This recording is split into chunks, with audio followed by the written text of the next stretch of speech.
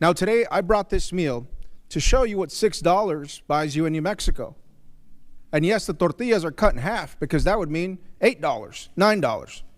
That's a can of pinto beans. And you can't go without green chili in New Mexico.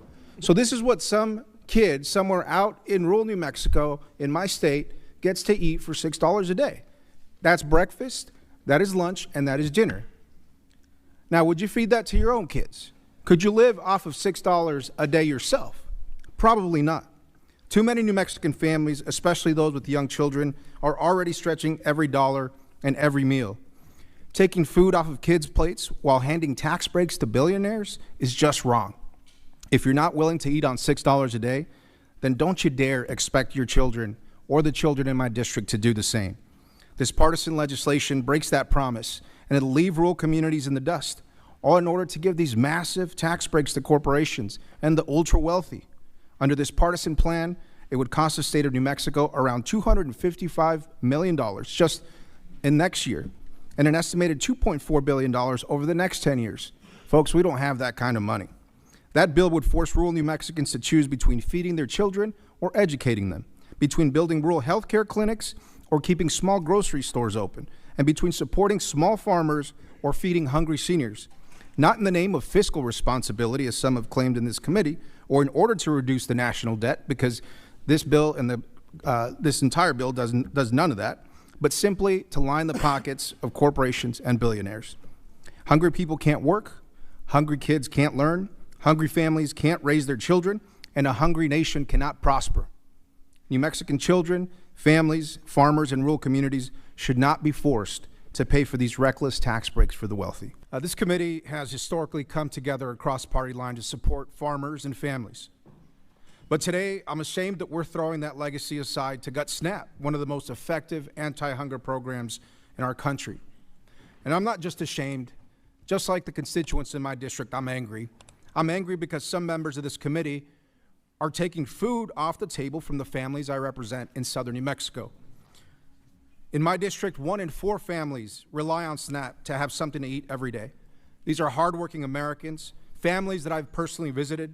These are kids that I personally served when I spent years volunteering for my local food pantry. Now, don't just take it from me. I want you to hear it from them. They're scared that even in these dire economic straits, you're about to make them go hungry.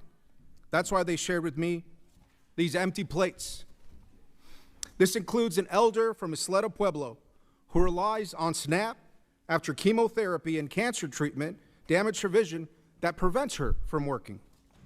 This includes a grandmother with 3 grandchildren who wrote to me, "I ask you, I beg you to not take away this much needed assistance from families who depend on this help to survive." And this also includes a mother whose SNAP benefits are already delayed, who said, "Being able to afford everything my family needs is hard, and despite working, relies on SNAP to feed her 3 children." Gutting SNAP doesn't just hurt these hardworking families who use it. It hurts rural grocery stores that depend on SNAP through a local food hub. It hurts small farmers. It hurts a small town cashier who will get laid off when SNAP dollars disappear, and they'll have to rely on SNAP too, if they can even qualify. Now, I recently visited Saucedo Supermarket in Lordsburg, New Mexico, the only grocery store in a 30-mile radius, run by a tight-knit family that took over the family business. Without SNAP, which accounts for 80% of their business, they told me they'd likely close. In rural areas like this, losing a grocery store means families go hungry. SNAP isn't just a safety net. It's infrastructure for healthy families and for our economy. In my district alone, we have 592 food retailers, including 12 farmers markets who depend on SNAP. It keeps shelves stocked, it pays workers, and it helps our growers keep growing year after year. So let me be clear about what's happening here. In this committee, some are proposing taking $300 billion out of the hands of working, hungry families. And down the hall, my colleagues across the aisle in Energy and Commerce are cutting Medicaid and health care, also that the majority in Ways and Means can give more tax breaks to the wealthy. Honestly, who do we all work for? I work for the good, hardworking people of New Mexico, honest Americans struggling to make ends meet. This isn't reform. This isn't fiscal responsibility. This is theft, plain and simple. And it's rural families, it's veterans, it's seniors, farmers and ranchers who are footing the bill. But it's not just snap cuts that concern me. It's the fact that by going down this road, we're abandoning the Farm Bill. And with it, every farmer who's counting on specialty crop programs, conservation dollars, and certainty for the next 5 years.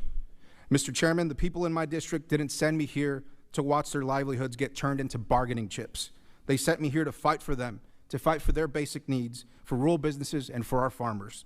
That's exactly what I'm going to keep doing. I think you all should too. I'll yield back, Mr. Chairman.